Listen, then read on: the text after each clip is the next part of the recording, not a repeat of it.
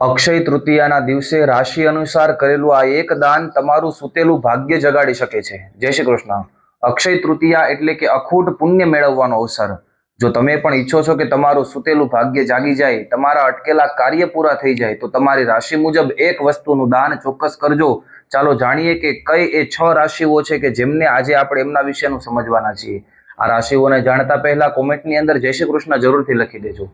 પહેલી રાશિ છે મેષ રાશિ। અખાત્રીજના દિવસે ગોળ અને લાલ મસૂરની દાળનું દાન કરો, તમારા જે અટકેલા કાર્યો છે એમાં ગતિ મળશે।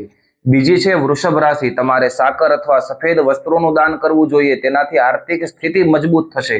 ત્રીજી છે મિથુન રાશિ। ભાગ્ય વૃદ્ધિ માટે લીલા મગ અથવા પક્ષીઓને ચણ નાખો, બુધ ગ્રહની કૃપા તમારા ઉપર વરસશે। ચોથી છે કર્ક રાશિ। માનસિક શાંતિ અને ઉન્નતિ માટે ઠંડા પાણીના માટલાનું અથવા દૂધનું દાન કરો। પાંચમી છે સિંહ રાશિ। સમાજમાં માન સન્માન વધારવા માટે ઘઉં અથવા તાંબાના વાસણનું દાન કરવું ઉત્તમ રહેશે। અને છઠ્ઠી છે કન્યા રાશિ। તમારા જીવનની મુશ્કેલીઓ દૂર કરવા ગાયને લીલું ઘાસ ખવડાવો અથવા મગનું દાન કરો।